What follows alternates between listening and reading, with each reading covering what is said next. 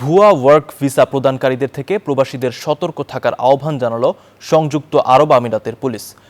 প্রবাসী ও চাকরি প্রত্যাশীদের ভুয়া ওয়ার্ক ভিসা দিয়ে প্রতারণার অভিযোগ আসার পর তা প্রতিরোধে প্রবাসী ও চাকরি প্রত্যাশীদের সর্বোচ্চ সতর্কতা অবলম্বনের পরামর্শ দেওয়া হয়েছে।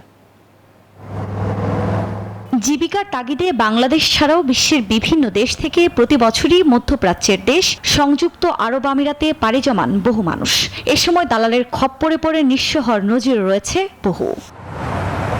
টানা তৃতীয়বার অর্জন করেছে দেশের সেরা সুপার ব্র্যান্ড স্বীকৃতি বসুন্ধরা টিস্যু। এবার ভুয়া ওয়ার্ক ভিসা প্রদানকারীদের থেকে প্রবাসীদের সতর্ক করেছে সংযুক্ত আরব আমিরাতের দুবাই পুলিশ।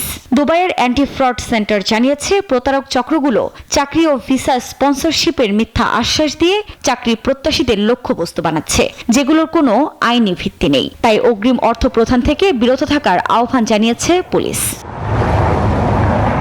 গণমাধ্যমের তথ্য বলছে, দুবাইয়ের মোট জনসংখ্যার প্রায় 90%ই প্রবাসী। 2025 সালের হিসেব অনুযায়ী গত এক বছরে দেশটিতে প্রায় 2,80,000 মানুষ নতুন করে বসবাস করছেন। আফরিন মৌ, নিউজ 24।